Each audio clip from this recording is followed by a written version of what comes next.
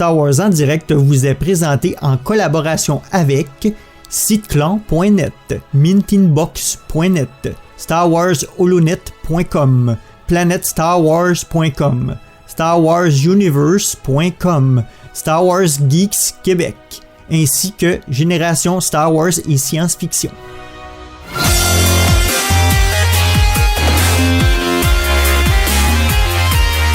Eh bien, bienvenue à Star Wars en direct, la voix du fandom Star Wars pour cette édition series qui sera consacrée au 3e épisode de The Mandalorian.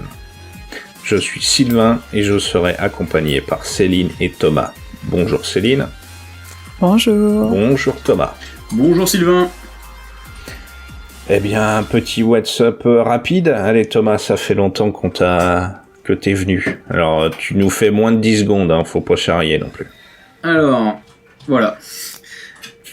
Non, alors pour être à peu près sérieux, je rattrape beaucoup de retard sur les romans. Là, je me suis fait le roman sur Ahsoka, donc pour vous dire à quel point je suis à la bourre, que j'ai beaucoup apprécié et c'est tombe bien, c'est d'actualité. Je l'ai fini cette semaine et hop, on en entend parler dans Mandalorian, donc tant mieux. Et puis sinon, les derniers comics et aussi j'ai changé de guilde sur Galaxy of Heroes. Je suis parti sur une guilde d'un peu plus énervée et voilà, donc du coup là ça bastonne pas mal, ça m'occupe beaucoup. Voilà pour mon petit WhatsApp. D'accord. Et toi Céline ? Moi je me suis bien remotivée sur Clone Wars, j'ai fini la saison 5. J'ai envie de dire enfin, on a des bons arcs, des bons épisodes, donc je commence à comprendre pourquoi les gens apprécient cette série et j'ai commencé la saison 6 et ça commence bien aussi, donc pas mal. D'accord. Eh bien pour moi, j'ai encore reçu une cargaison de figurines de Black Series, donc le Trooper Camino, un Mountain Trooper de Galaxy Edge et puis un joli Mando en armure Beskar. Et c'est tout pour moi niveau des nouveautés. On va essayer de mettre le là d'ici, au moins d'ici Noël. Oui, ça laisse 3 semaines quoi. Sachant qu'ils annoncent quand même pas mal de nouveautés en figurines là dans les Black Series, à mon avis tu vas avoir du mal à te retenir. Ah sage. Ah, elle est jolie la figurine de Sylvain. Ah ouais. Et t'as Quill aussi qui est présenté. Ah ouais, je l'ai pas vu celui-là. Il y a Quill, il y a le avec le sabre noir, la Moff Gideon, et il y en a un troisième, il y a Griff Karga aussi qui est sorti. Enfin, qui est présenté. Bien, je m'arrête, je fais pas de pause alors. Bien, alors on va vous rappeler avant de commencer notre politique spoiler, tout ce qui est disponible par des canaux officiels n'est pas spoiler, le contenu de l'épisode précédent sera considéré comme non spoiler et pour l'épisode courant, nous ferons une partie sans spoiler puis une partie considérant l'épisode entier. On vous rappelle les émissions récentes, Star Wars série Mando chapitre 10 La Passagère avec moi et Francis. Non, avec Francis et moi, on est poli, on se met en dernier. Et le Star Wars en direct littérature sur l'ascension de Kylo Ren. Pour joindre la communauté de fans et d'auditeurs, ainsi que pour participer à nos enregistrements live, rejoignez notre serveur Discord. Puis pour montrer vos couleurs, dirigez-vous vers la boutique de Star Wars en direct pour vous procurer des t-shirts et produits dérivés Star Wars en direct. Et tout de suite, on va passer dans le cœur du sujet. On va passer en hyperespace. Oh crap! Prepare to jump into hyperspace on my mark. All right, stand by.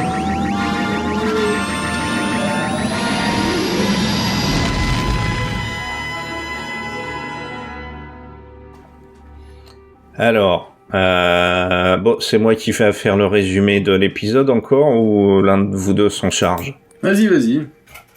Bien.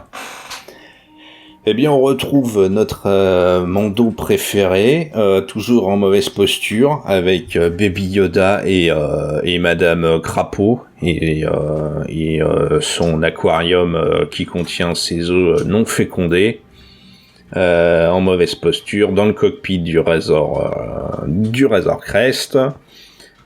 Suite à la mésaventure avec les grosses bestioles et grosses araignées aliens des neiges. Coup de bol, la planète où ils doivent arriver c'est la planète d'à côté, donc ils sont pas trop loin à arriver. Par contre, l'atterrissage, il est légèrement mouvementé. Mais léger, hein. Il tombe à côté, quoi. Donc, après être arrivé au spatioport, après avoir demandé à un Mon Calamari d'effectuer quelques menues réparations sur le Razor, notre Mando assiste aux touchantes retrouvailles entre Madame Crapotte et Monsieur Crapotte, qui sont contents, ils vont pouvoir faire une omelette.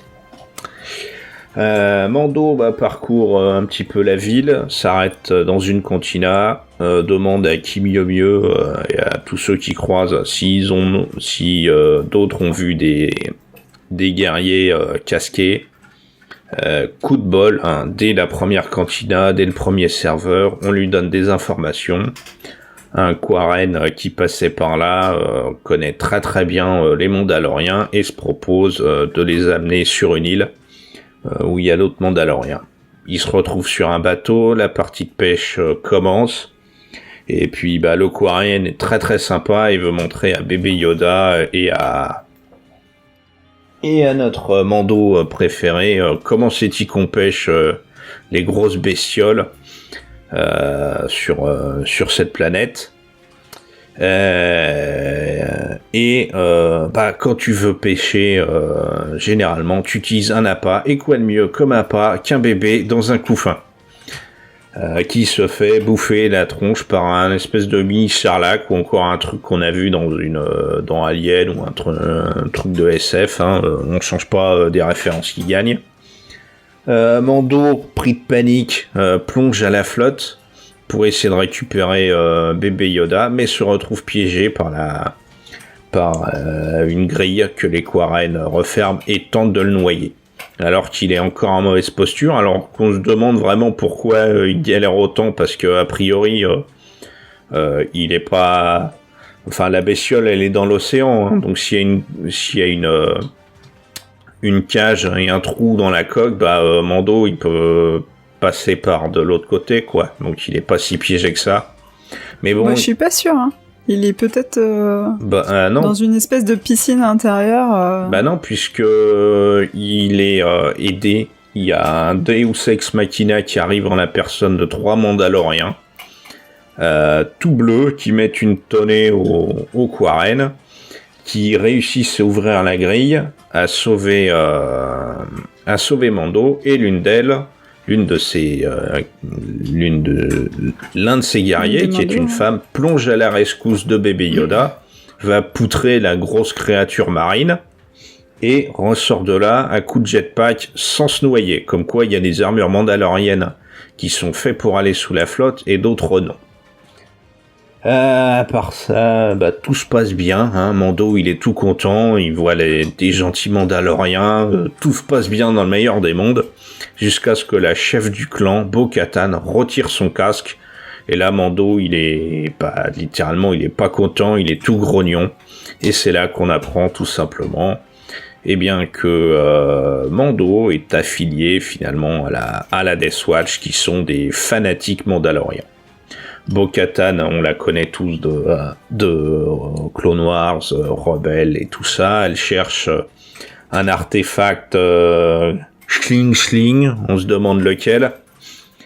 On se demande pas beaucoup quand même. On se demande pas, absolument pas, hein. Vous savez tous qu'elle cherche déjà le sabre laser noir que le Moff Gideon a en sa possession.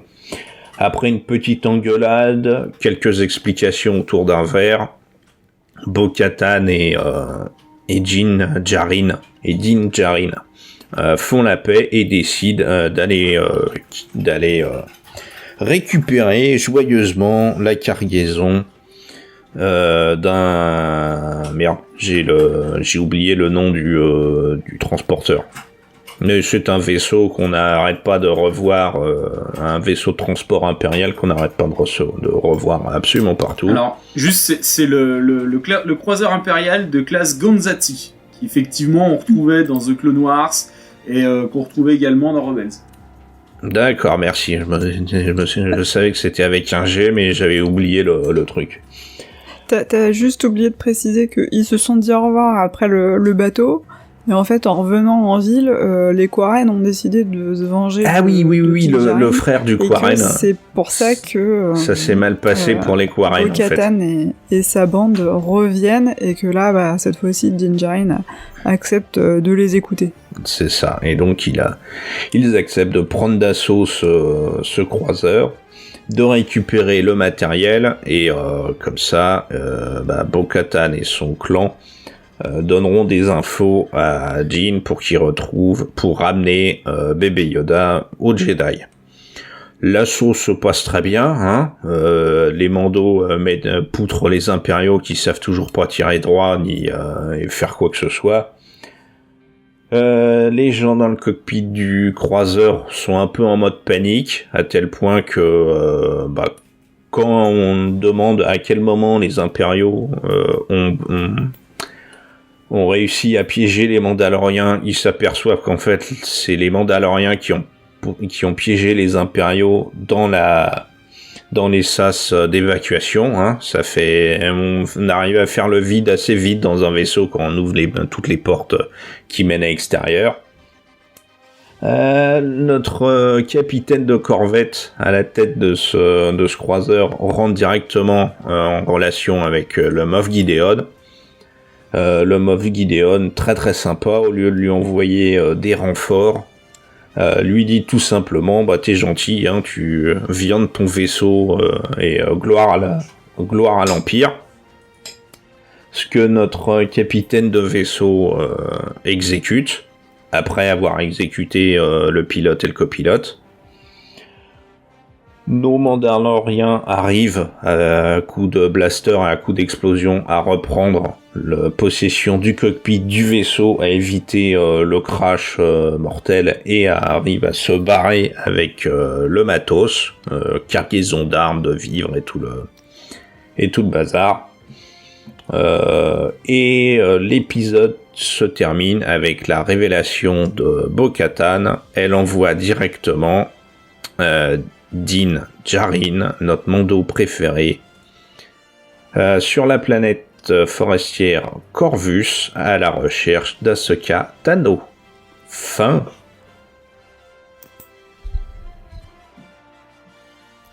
Il est tellement dense cet épisode, il y a tellement d'éléments hyper intéressants. Alors, je pense qu'on va revenir petit à petit sur chaque élément, mais... 30 minutes en plus. C'est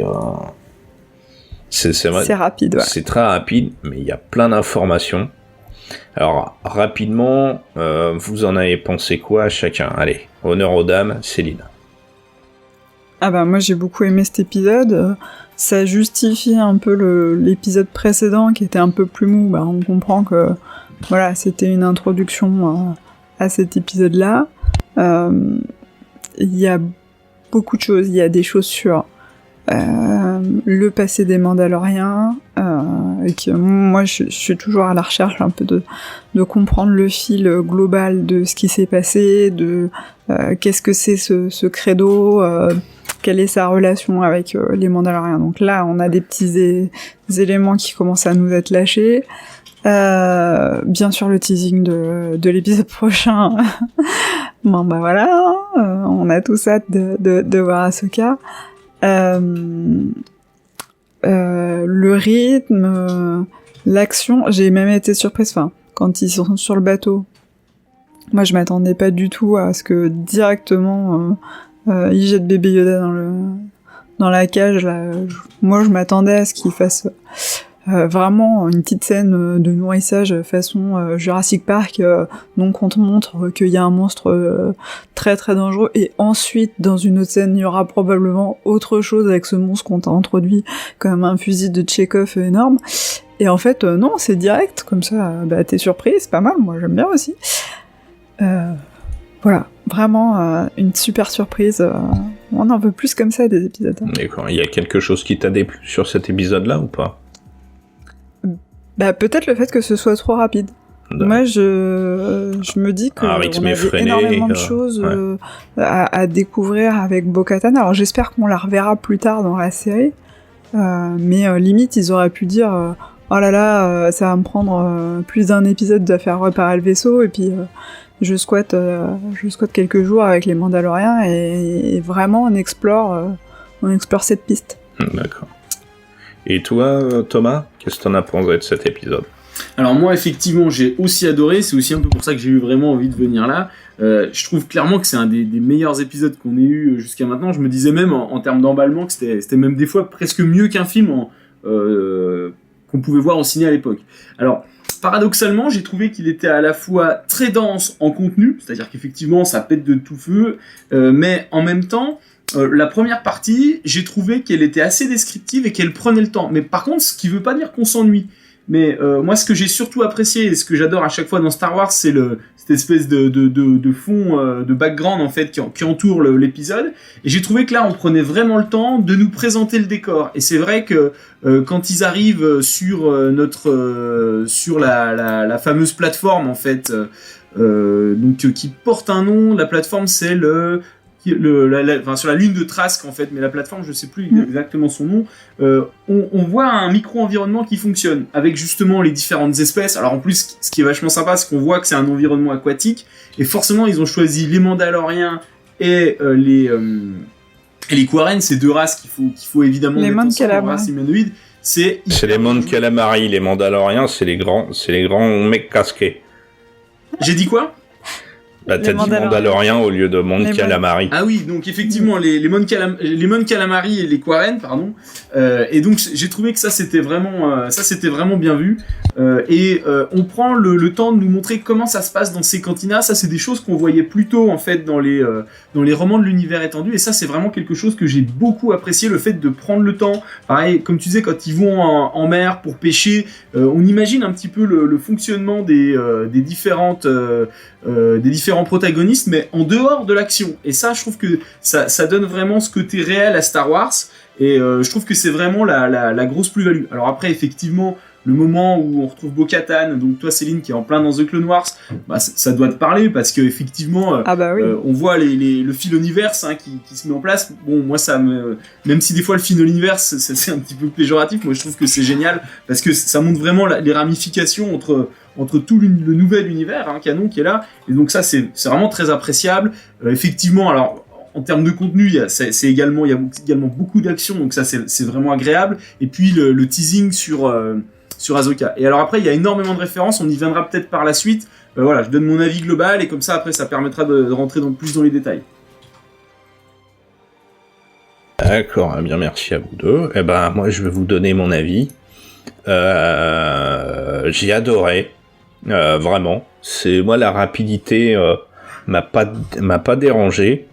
L'enchaînement, même des choses qui ont l'air de popper les uns à la suite des autres, l'apparition des Mandaloriens, le Moff Gideon qui a appelé machin, tout ça ça m'a pas déplu. J'ai beaucoup apprécié, mais plus ça va et plus je me dis que on n'est pas devant une série. C'est vraiment le reproche que je fais en fait. Saison 1, saison 2, ils ont le même truc. En fait, c'est un film en entier qu'on découpe, pardon de le dire, mais un peu à la truelle en fait. Et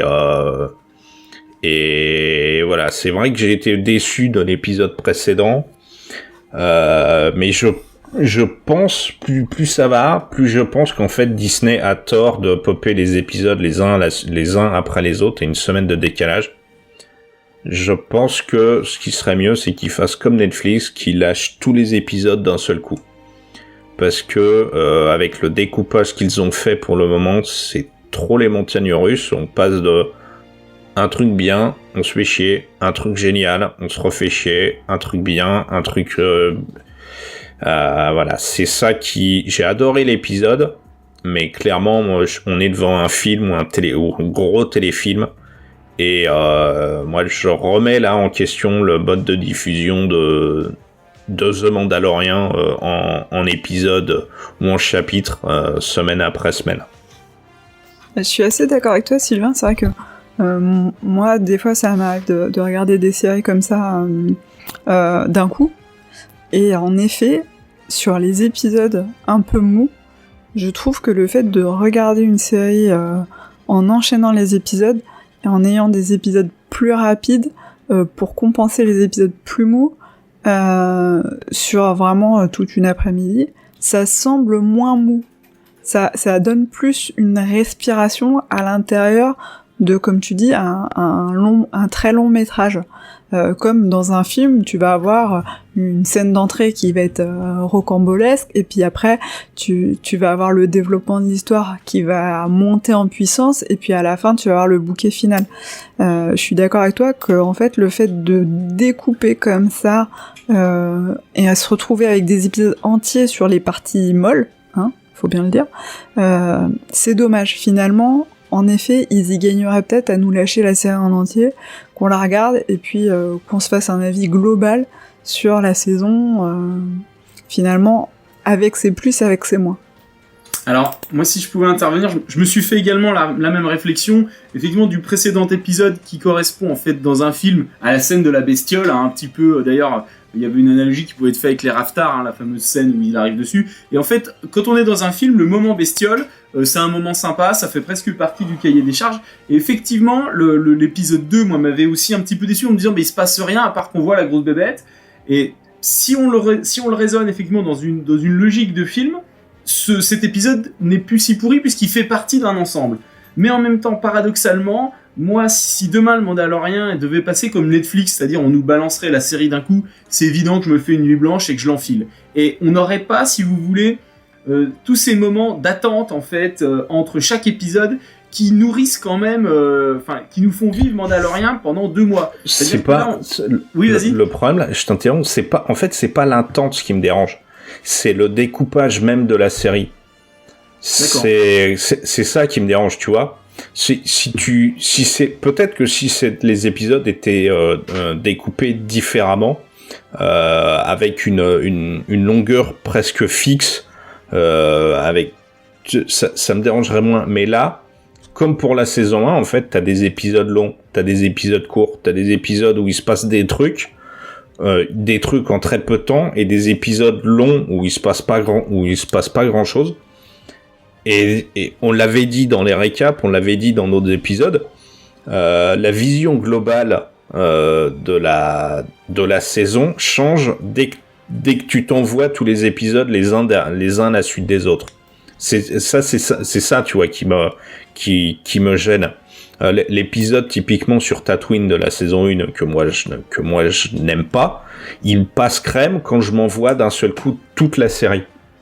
Pareil, l'épisode de la passagère, je sais que ça va passer crème quand je vais passer toute la série en une seule fois, parce que ça va être lissé, ça va passer beaucoup plus vite, parce que ça va être rattaché à cet épisode-là, sans attendre, sans problème, quasiment sans coupure, si ce n'est le fait que j'appuie sur le bouton pour envoyer l'épisode précédent, l'épisode suivant. Tu vois le truc, c'est pas l'attente du prochain épisode. Quand tu disais si on l'avait tout d'un coup à la Amazon ou à la Netflix, c'était vraiment là-dessus où moi j'adore, si tu veux, et ça fait partie pour moi du concept Mandalorian. Sur le découpage, j'entends bien, mais je trouve que c'est tellement agréable d'avoir saupoudré le truc pour que entre chaque intervalle de chaque semaine, si tu veux, on soit notamment sur les réseaux sociaux ou même avec nos potes, etc., à être méga excités dans l'attente de cet épisode. Pour vous donner un exemple qui illustre un peu le truc, je fais cours, donc mes étudiants, moi par exemple, c'est des gros geeks. Et vendredi dernier, quand j'ai fini l'épisode, je leur fais cours. Quand j'ai fini le cours, je fais cours à distanciel avec le Covid. Et les mecs, on se dit au revoir, bon week-end. Les mecs te souhaitent bon Mandalorian. Et si tu veux, c'est assez incroyable. Et même quand on a des projets, on les travaille à distance. Les mecs, à chaque fois, ils m'en glissent une sur vous en avez pensé quoi, monsieur, à chaque fois, mais très, très souvent, vous en avez pensé quoi du dernier épisode. Et je trouve que ça entretient un espèce de... Alors, c'est de dépendance peut-être, mais en même temps, c'est un fil conducteur pour de l'échange, pour du... Voilà, je trouve que ça fait durer le plaisir. Ça contribue à faire durer le plaisir. Ah, mais encore une fois, je ne remets pas ça en question. Je remets en question le découpage de la série. Le fait que les arcs ils sont pas terribles, que que tu passes d'un premier épisode où t'as plein de trucs de 50 minutes à un épisode où il se passe rien de 40 minutes à un épisode où il se passe plein de trucs en 30 minutes. Et voilà, c'est ça, c'est... Et je sais pas vous, avant de lancer l'épisode, moi je regarde systématiquement la durée. Et quand j'ai vu 33 minutes, ça m'a fait un pincement. Alors que le premier, quand j'ai vu quasiment 1 heure, j'étais là, waouh, trop bien. Il y a un défaut dans le découpage de la série en elle-même. Bon, voilà.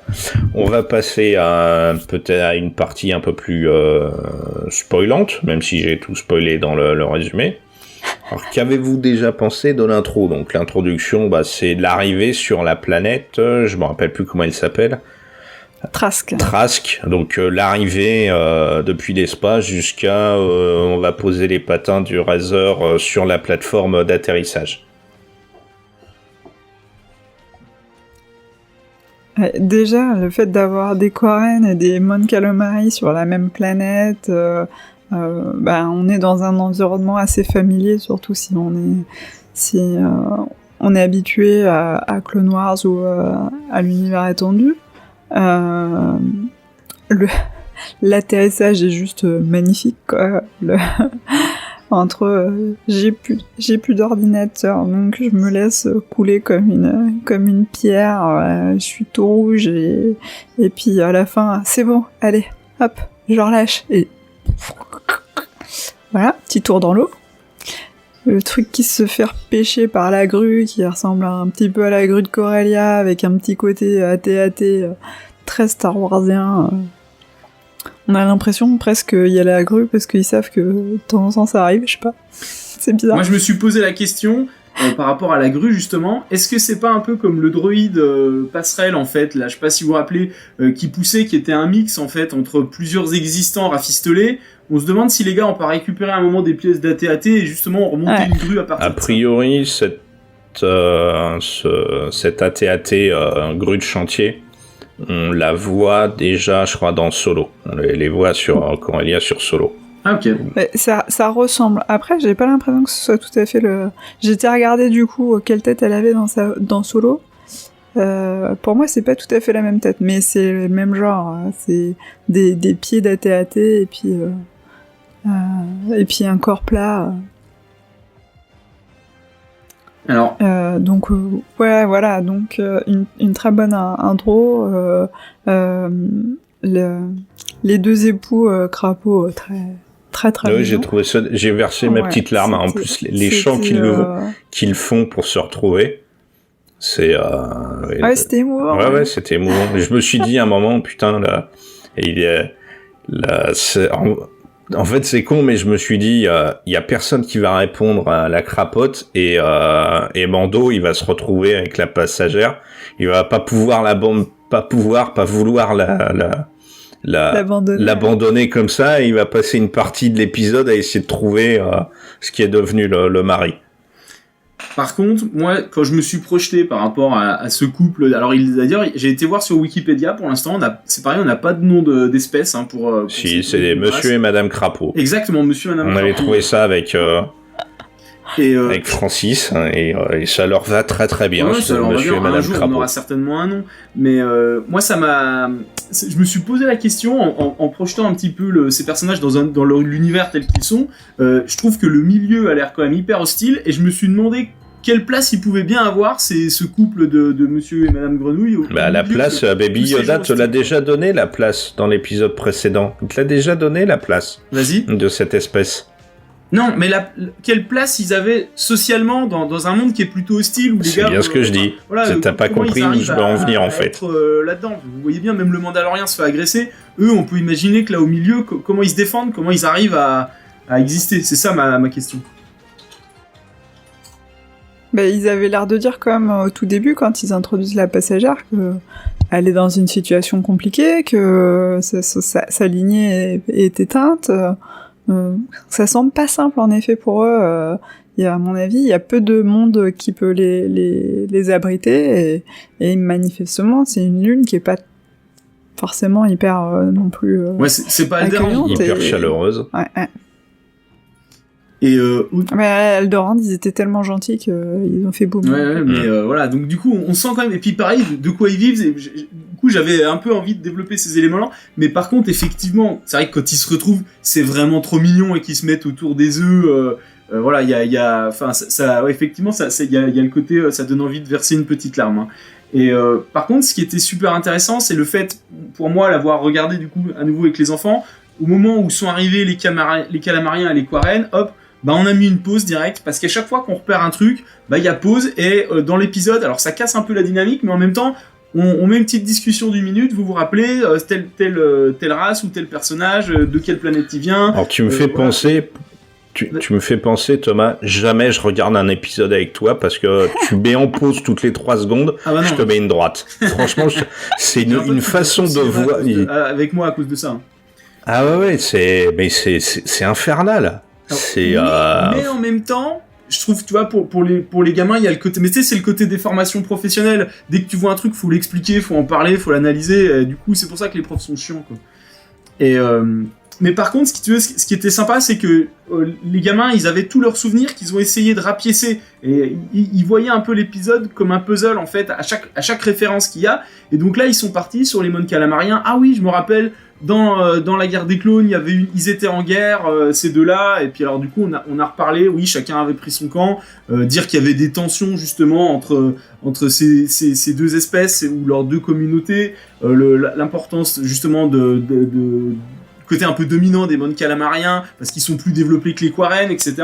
Et voilà, on a parlé de tous ces éléments-là, et je trouve que c'est assez intéressant en plus de les avoir remis là-dedans, et ça donne des éléments de contexte. Et on sent par contre que les Quarren sont un poil plus agressifs quand même que les Mon Cala à nouveau sur quand même sur cette planète, quoi.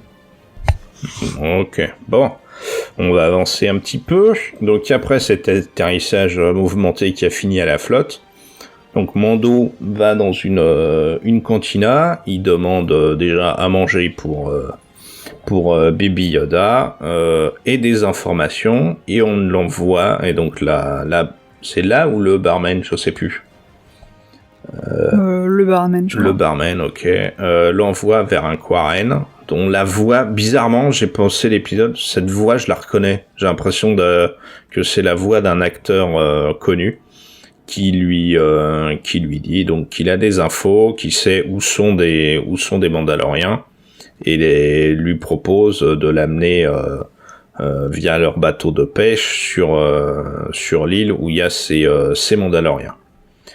On va avancer un petit peu, on va continuer. Attends, il y a un petit commentaire là-dessus à faire quand même, c'est que Mandalorien, quand il vient, il veut pas manger, tout simplement pour quelle raison? Parce qu'il veut pas enlever son casque. Et les autres de l'autre côté leur disent, bah ouais, mais nous on a déjà pas beaucoup de place, vous avez vu, on est serré, soit vous mangez, soit vous restez. Et c'est aussi intéressant de voir à quel point ils insistent vraiment là-dessus dans cet épisode, et je trouve que c'est intelligent de dire, voilà, lui, il est tellement intégriste que son casque, même pour manger, même quand on lui dit que c'est con de venir au resto et de pas manger, eh bien, il l'enlèvera pas. Et ça amène... Bah, c'est l'épisode... ils ne font que répéter ce qui a été dit. Bah, dans l'épisode Pocahontas, fait par la même réalisatrice, Bryce Dallas Howard. Ouais.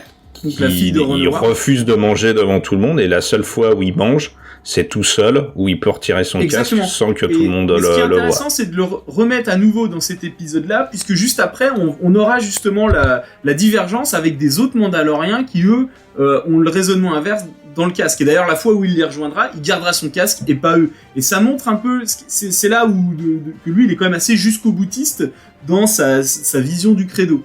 Et ça, c'est marrant. Et il y a aussi le petit passage, vous savez, où bébé Yoda, il a son espèce de purée qu'on lui a servi, et il y a la bestiole qui lui saute à la gueule et qui lui dit « joue pas avec la nourriture ». Et j'ai trouvé que ça, c'était marrant. Et surtout que la bestiole, on dirait un facehugger d'Alien. Donc encore une fois, une ref, ça a la même couleur, quasiment la même forme. À croire qu'en fait que les mecs ils vont choper le bestiaire chez la concurrence. Non, je trouve qu'au niveau de la forme, on dirait plutôt un petit calamar, mais en effet, le fait que sa tête soit prise dedans, je pense que c'est clairement une référence à Alien, ça c'est sûr. Donc ensuite, après cette séquence à la cantina, on a donc la partie de pêche. et le piège tendu finalement par les Quarren qui sont très très intéressés par l'armure et donc le piège tendu et l'intervention du clan de Bo-Katan. Et moi là où je voulais revenir, c'est ce que je disais, je trouve ça assez paradoxal que Mando se noie alors que il est sur un bateau et qu'a priori il n'y a pas de fond. Donc il peut, en plus il a son jetpack sur le dos, je crois. Donc il peut tout à fait passer par en dessous et de l'autre côté. Je trouve ça un peu con. En plus on nous dit le mec coule et qu'il essaye de se noyer, donc le casque est pas hermétique. Mais 3 secondes plus tard, t'as l'une des Mandaloriens qui plonge sous la flotte, désigne la grosse bestiole et ressort de là sans problème. Donc est-ce qu'il y a des options que sur l'armure de Mando qui sont pas présentes et qui sont présentes sur l'armure du clan de Bo-Katan? Ça m'a fait tilter en fait cette partie-là. Ouais, moi ça m'a pas dérangé. Moi je suis pas d'accord. Je pense que d'abord il y a probablement un fond parce que je pense que la bestiole elle appartient en Quarren donc elle doit pas avoir moyen de s'échapper. Donc il doit y avoir peut-être pas un vrai fond mais peut-être un grillage. Je pense qu'il y a pas moyen de s'échapper par ailleurs. Et donc je pense qu'il est focalisé par le fait de sortir par la grille et que c'est pour ça que il s'en sort pas. De toute façon, même s'il battait la bestiole, il pourrait pas sortir. Donc je pense que sa première des priorités, c'est de regarder s'il peut sortir. Je suis pas sûr parce que quand tu vois la vue du dessus, donc tu vois le trou de la flotte et quand l'autre, la Mandalorienne est partie combattre, récupérer Baby Yoda, tu vois que les tirs ils sont pas à côté. Ils sont pas à 2 mètres, ils sont pas à 5 mètres, ils sont loin en dessous. Donc je trouve ça bizarre. Je comprends l'intention, mais je trouve ça bizarre. Pour moi, il y a pas de fond, t'es juste bloqué par le haut, mais tu peux faire le tour. Et a priori, vu que même dans la purée, il y a des aliens, à mon avis, des bestioles, des espèces de sarlacs marins, tu dois en avoir assez souvent dans l'océan. Donc ouais, mais il serait barré le fameux sarlac marin si jamais il y avait pas de fond. Bah et alors? Si tu peux les appâter, si les mecs qui reviennent... c'est comme ça que tu l'as vu. Ah, pour moi, il était dans le truc déjà. Hein. Ouais, pour moi aussi, parce qu'il dit, est-ce que tu veux aller voir comment on nourrit Donc pour moi, c'est juste que dans le bateau, ils ont en permanence un espèce de... Je sais pas comment on dit, un kraken, là. Mais... Du coup, ouais, je regarderai la façon dont est présenté le bateau. Ouais, parce que si un bateau, normalement, il y a ne serait-ce que pour flotter, normalement, il y a un fond, il y a une coque en dessous. Si tu mets une cave ou un bassin sous la coque du bateau pour faire tenir un mini sarlac marin, ton bateau il peut être fait, la coque elle peut entourer le bateau, c'est-à-dire comme un catamaran un peu où t'as juste certains bords qui tiennent. Ouais, donc non, mais il y a une logique qui va pas. Si t'as un bassin sous le niveau de l'eau, mais c'est pas le bassin, ça peut être une grille aussi, tu vois, qui évite juste la bestiole de partir. Mais t'imagines ta bestiole a priori là. Non mais ta bestiole, elle fait pas 3 cm. On est bien d'accord, faut la drainer. Donc c'est bien ce que je dis. Ton bateau, il a sous le niveau de la mer, enfin sous le niveau de l'eau, ton bateau, il y a 25 mètres il y a 25 ou 50 mètres de profond. Après on sait pas la profondeur de la bestiole, elle fait peut-être que 3 mètres, tu vois, elle est peut-être surtout large. Ben non, c'est idiot. Votre raisonnement, il est idiot. Ah non, c'est pas idiot, c'est que t'as pas vu le fond de la bestiole. Si. Tu sais pas comment elle est montée. Elle est peut-être surtout large et pas profonde. On va revoir les images et je pense que les deux théories tiennent le coup. Ça peut non, votre théorie elle est foireuse. Y a pas. Soit une grille en dessous du bateau, soit il n'y a pas de grille. En fait, c'est juste que je sais pas comment ils ont détecté qu'il y avait on a bien des sonars pour repérer les tons. Un kraken. Et pour l'épisode 8, t'as bien accepté que Leia elle volait dans l'espace sans congeler. Donc là, si t'as accepté ça, tu peux faire un effort pour le sarlac marin, quoi. Ouais, mais d'un côté, il y a de la force et de l'autre, il y a de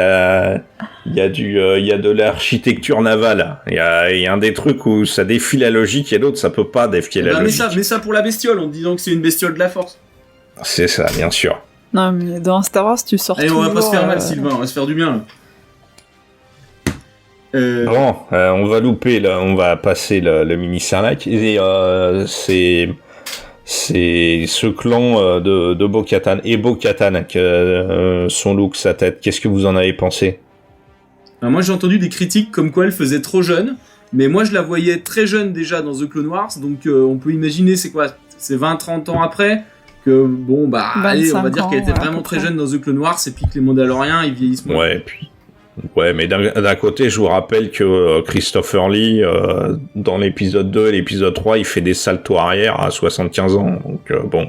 Ouais, non, franchement, moi je trouve pas. Je pense que si on lui donne, 20 ans dans Clone Wars, là on est 25 ans après à peu près. Ça passe. Bah ça lui donnerait 45 ans. C'est pas choquant non plus, hein. Katee Sackhoff, elle a 40 ans. Et donc elle faisait le doublage dans The Clone Wars du personnage en animé, je crois. Oui, c'était déjà sa voix officielle. Ah bah vous voyez que c'est possible de garder la doubleuse pour jouer un personnage live. Ben totalement. Faut que physiquement il y ait des liens quand même, quoi. C'est ça. Là ça marche, Même pas. Après, moi j'ai trouvé que la perruque, c'est peut-être pas... Moi c'est le serre-tête. Alors je sais pas si c'est ses vrais cheveux. C'est le serre-tête qu'elle a, en fait, qui fait bizarre. Qu'il se cassait la gueule. Ouais. Et dans le dans le groupe des Mandaloriens, il y a la nana qui est métisse, c'est Sasha Banks et c'est une catcheuse. Ah ouais, non, je savais pas ça. Et est-ce que c'est celle, donc c'est confirmé, c'est celle qu'on voyait dans l'épisode et dans les bandes annonces, c'est celle avec la capuche. Et c'est bien elle, hein. C'est celle qu'on voit avec la capuche au début cachée derrière une caisse. Ouais, et qui disparaît. Exactement, où on avait tous spéculé en croyant que c'était peut-être Ahsoka. Ahsoka. Et d'ailleurs, quel soulagement parce que... Ah, c'est elle, c'est la Mandalorienne. Ouais. Exactement, c'est avec elle. la capuche. Ah, mais j'avais pas compris. Donc si vous regardez, alors ce qui est rigolo en plus, c'est que Sasha Banks, normalement, en tant que catcheuse, elle a les cheveux violets et tout, donc là, ça change complètement son apparence, elle est beaucoup plus classe comme ça qu'en catcheuse, hein, ça y a pas photo. Tu connais en catcheuse, on dirait, toi, hein? Non, mais il y a encore un qui est amateur de nana en bikini qui se fout sur la tronche, hein? Non, en plus, là, j'ai eu l'info par ma guilde qui en ont parlé, je me suis fait spoiler avant de voir l'épisode, donc même Bo-Katan, je savais qu'elle allait être dans l'épisode, et par contre, moi, là où je suis vraiment très content, parce que si jamais ça avait été Ahsoka, je trouvais qu'il y avait un gros défaut en termes de maquillage pour ressembler à une Togruta, et là, en l'occurrence, tant mieux, voilà, c'est pas Ahsoka, et on garde Rosario Dawson. On le savait que c'était pas Ahsoka. Ahsoka, elle a des coups, des trucs sur la tête. Tu vois bien que dans la capuche, il y a pas moyen. La cacher, et tu sais, le truc pouvait être assez mal fait. Mais non, mais sérieux, c'est... Oh non. Vous avez des... Vous voyez bien que c'était une humaine. C'était une humaine. Ahsoka, elle a plein de trucs sur la tête. Elle a plein de trucs sur la tête. Tu vois bien que c'est pas possible de cacher la capuche. Elle a une taille normale. Ahsoka, autour de sa tête, t'as 30 cm de corps. C'est pour ça que j'aurais été déçu. Mais certaines fois, par exemple, tu vois le personnage de Saw Gerrera. Moi, quand ils me l'ont amené en physique, pour moi, c'était pas le même que dans le dessin animé. Bah, j'ai jamais dit que c'était le même. Mais non, mais donc ce que je veux te dire par là, c'est que j'avais peur d'une mauvaise application, enfin une mauvaise interprétation du caractère en réel. Et là, c'est pas le cas. Donc tant mieux. Ouais, après les armures, enfin l'armure de Katee Sackhoff, de Bo-Katan, vraiment le bon look, les dessins sur le casque, c'est nickel, c'est raccord. Tout de suite, moi, quand j'ai vu 3 Mandaloriens bleus, je me suis dit, voilà, c'est Bo-Katan, hein. Y a pas de question à se poser. Et d'ailleurs, dans les flashbacks, moi j'ai vu je sais pas si c'est confirmé officiellement, mais les gens disent que dans les flashbacks, on la voit déjà, Bo-Katan, prendre justement le Mandalorien quand il est plus jeune. Alors c'est ce que j'ai vu aussi dans les références. C'est une armure de son clan, donc le clan Chris. Mais je ne sais pas si c'est Bo-Katan ou si c'est quelqu'un de son clan. Ok. Et donc il parle aussi du clan Kryze, et c'est là aussi où quand ils enlèvent les casques, c'est quand même important de le préciser, l'autre le dit, mais vous êtes pas des vrais Mandaloriens, et limite il est prêt à leur faire la gueule.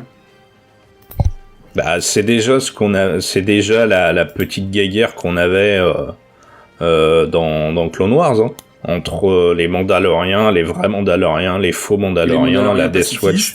C'est ça, la Death Watch et tout ça. Donc voilà.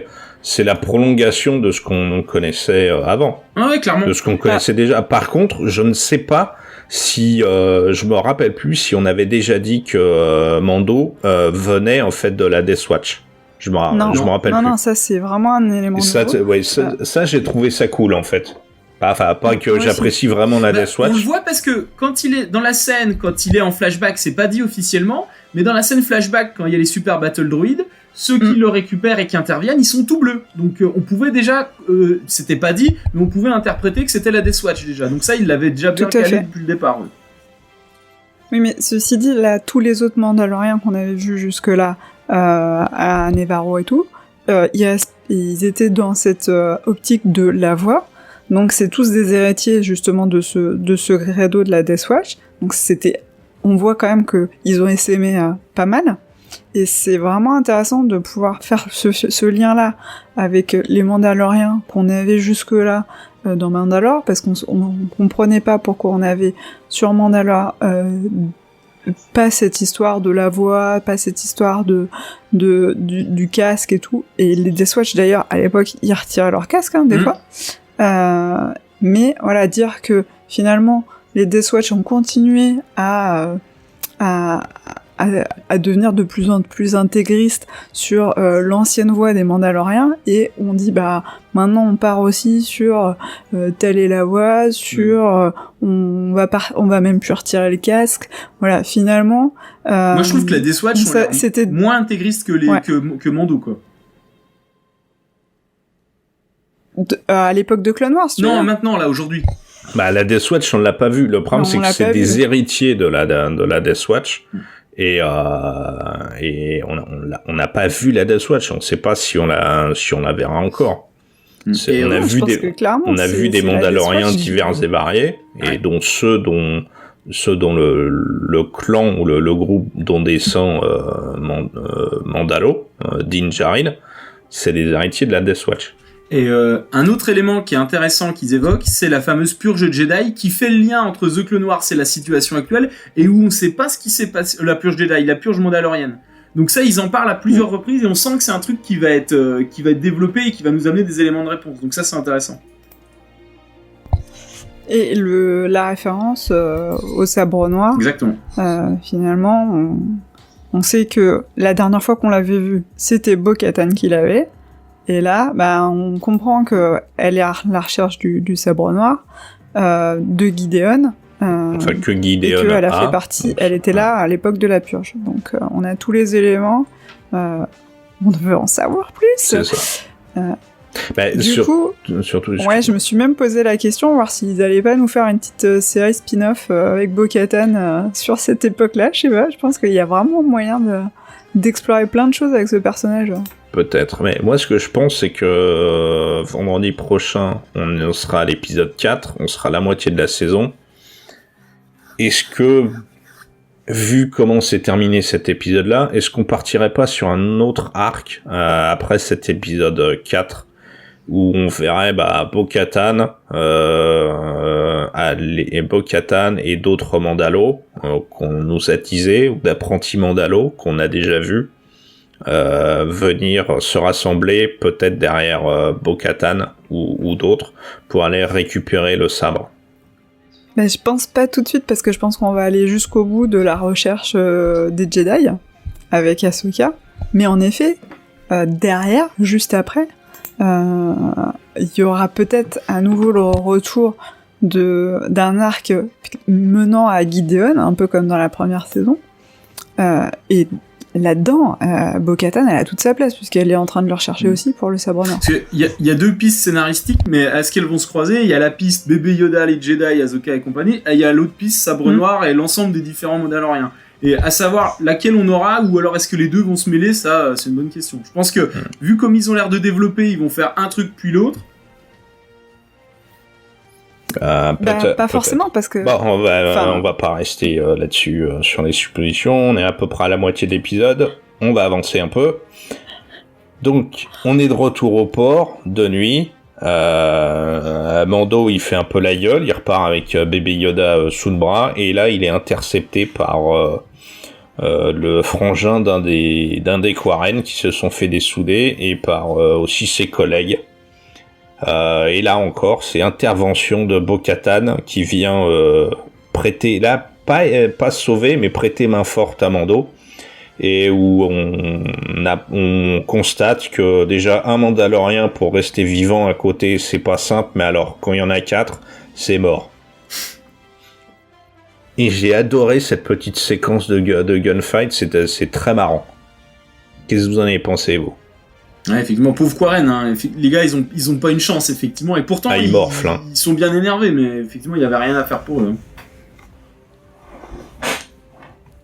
Bon, pas grand chose à dire sur cette scène. C'était pas mal. Non, la mort à la destruction, t'aimes pas ça, les coups de flingue, non ? Moi, ce que j'ai bien aimé, c'est quand les gars commencent à l'accuser en lui disant c'est toi qui as tué mon frère, et l'autre elle arrive et lui dit non, c'est moi qui ai tué ton frère. Et c'est vrai que là, ouais, c'est vrai que c'est bien marrant ça. Non.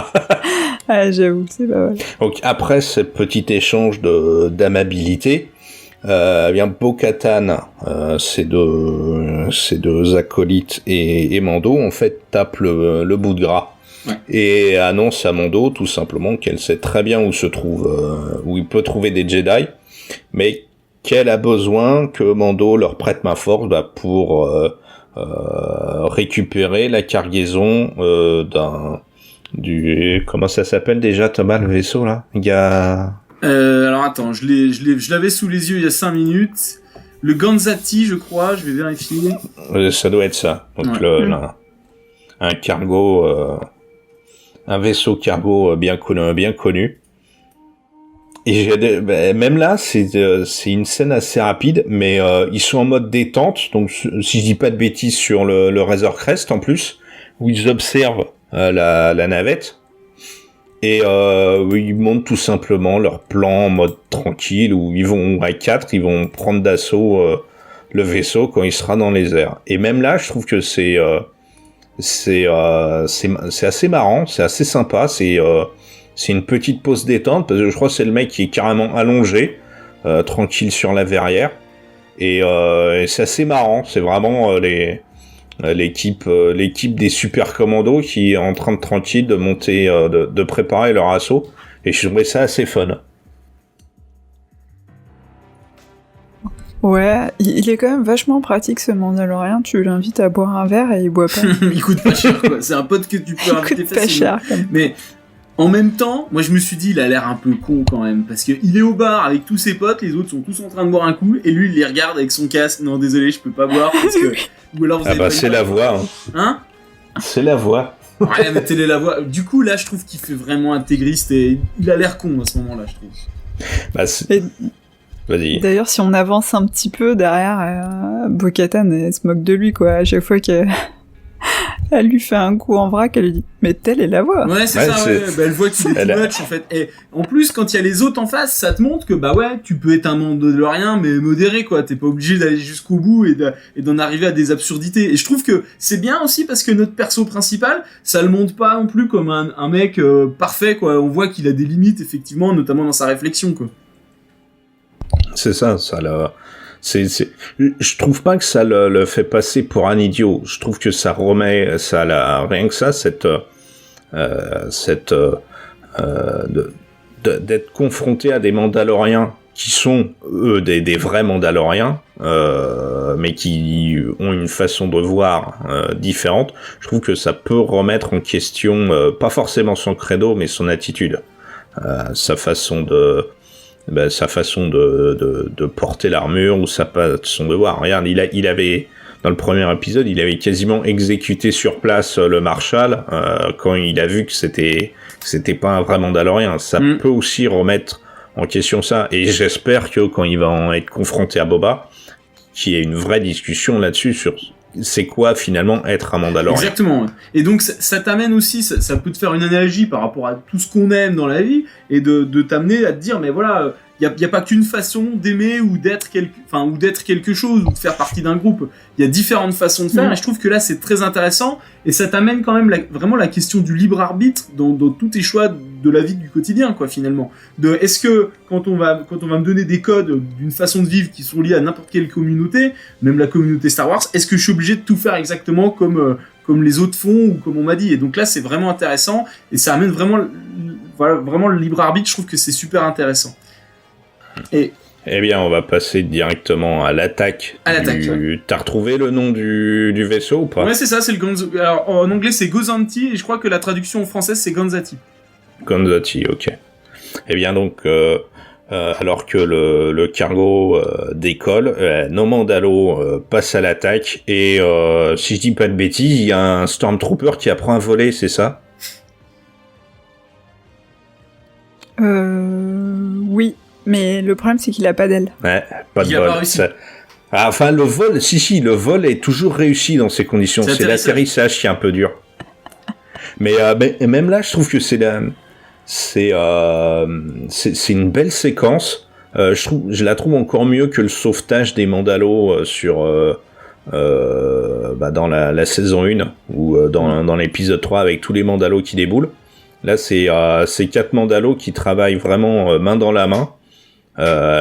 Et on voit que c'est même pas que les impériaux sont nuls à chier parce qu'ils savent pas tirer, c'est tout simplement ils font pas le poids là. C'est un rouleau compresseur mandalorien et j'ai trouvé ça excellent. Et le coup du vous les avez enfermés où?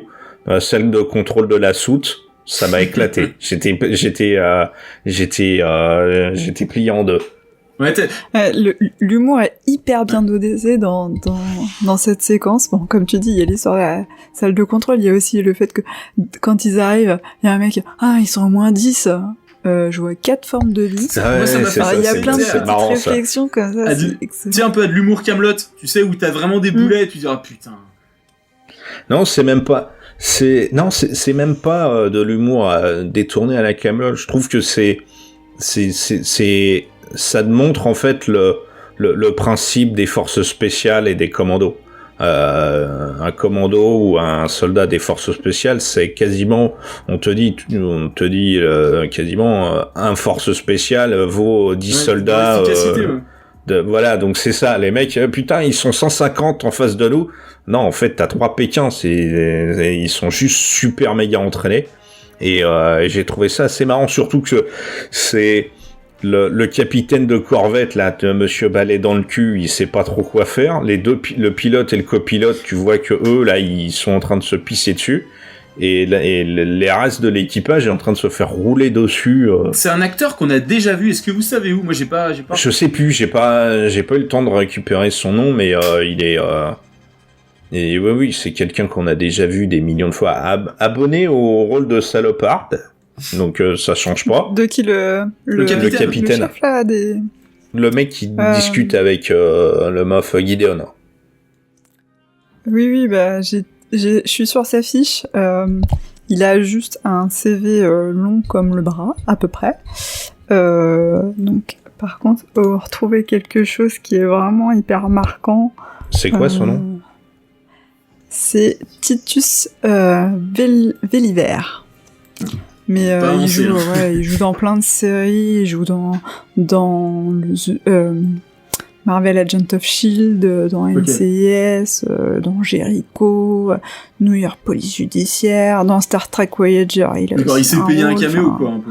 Non, c'est un acteur qui est connu, hein, Argo, Domur, Brooklyn South, Deadwood, Lost, Sons of Anarchy. Harry Bock, et ça c'est les derniers trucs. C'est il a fait des apparitions dans des séries qui vont de Monk à Prison Break. Et non, c'est vraiment un acteur très connu, surtout sur le petit écran, mais voilà, il a aussi quelques apparitions dans des films aussi, Transformers, des trucs comme ça. Gone Baby Gone, Narrows, The Town, Domur, Argo. Putain, il joue souvent avec Ben Affleck. On l'a forcément vu quelque part, quoi. C'est ça, c'est Shaft On l'a aussi. vu plein de fois. Après, est-ce qu'on a réussi à le repérer dans un rôle particulier? Pas forcément, mais... Un autre élément aussi dans la scène d'action, moi, que j'ai trouvé génial, c'est le moment où ils arrivent pas à passer, il faut qu'ils aillent vite.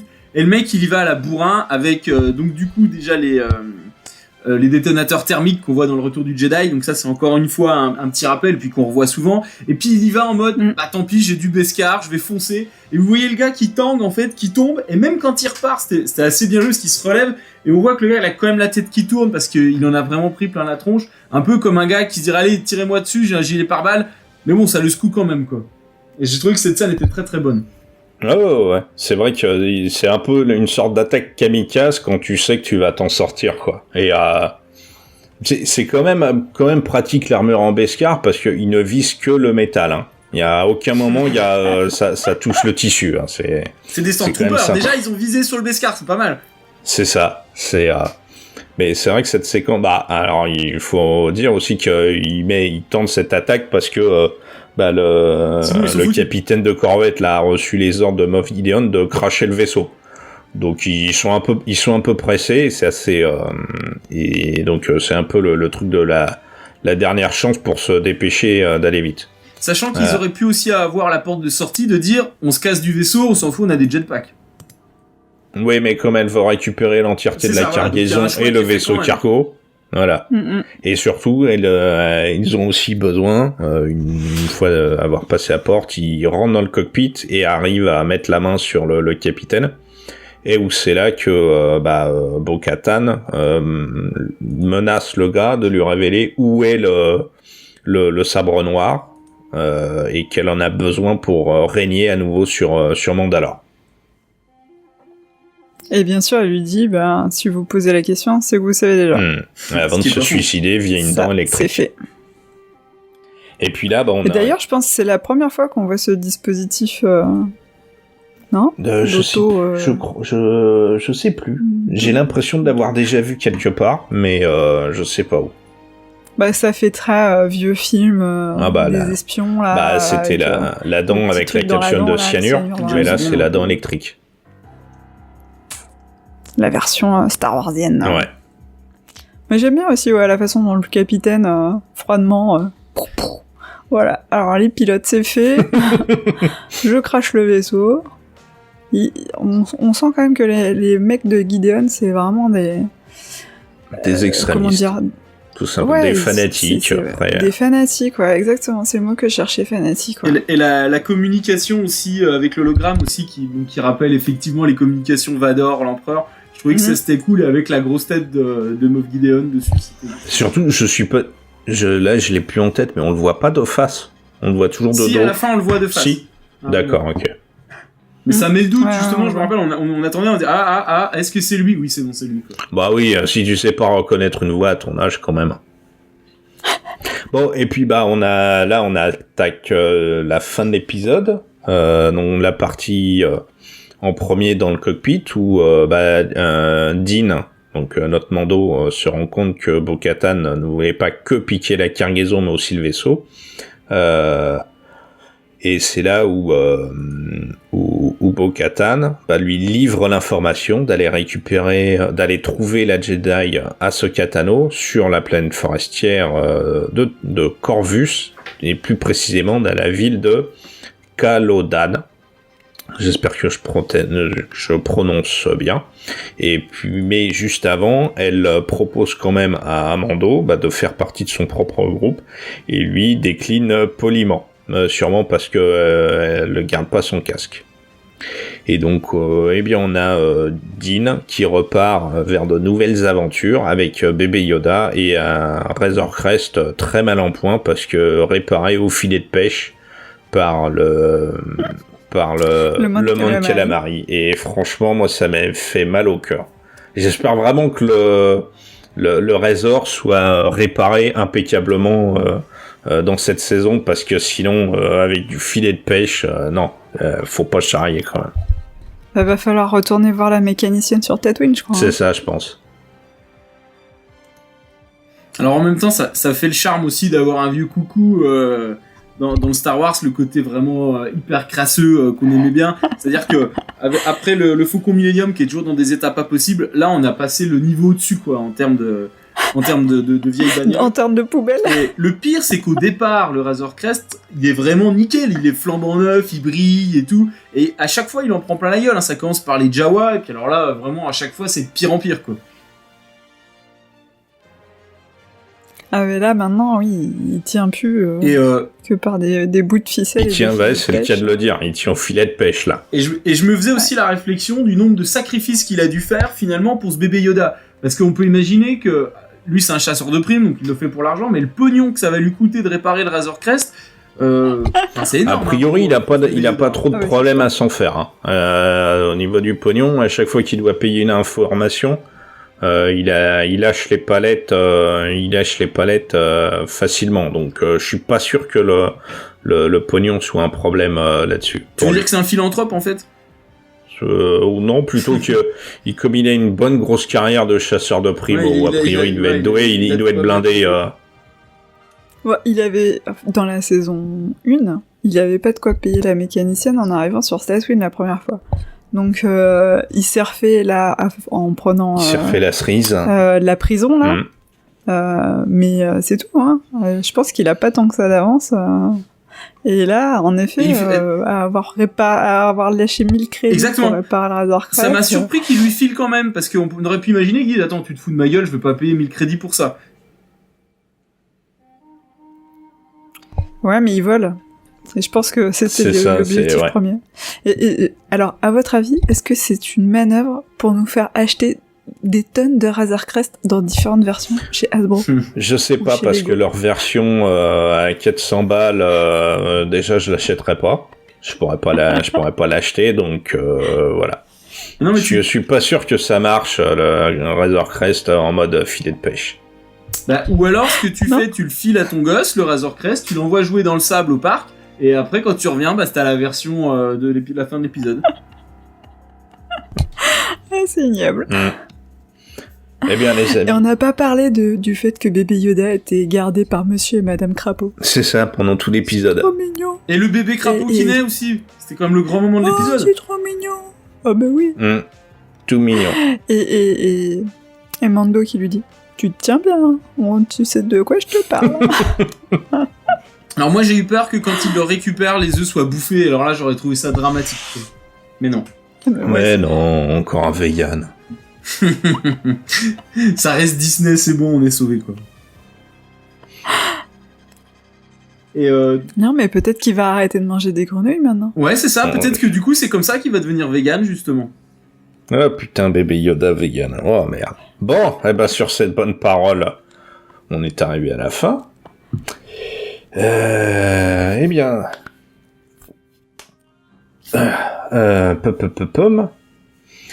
Eh bien, ceci conclut cette édition de Star Wars en direct Series. Comme toujours, si vous avez des suggestions, commentaires ou réactions sur les sujets que nous venons de discuter, contactez-nous à l'adresse studio@starwars.direct ou laissez vos messages sur nos réseaux sociaux, Facebook, Twitter, Instagram, chaîne YouTube et même notre Discord.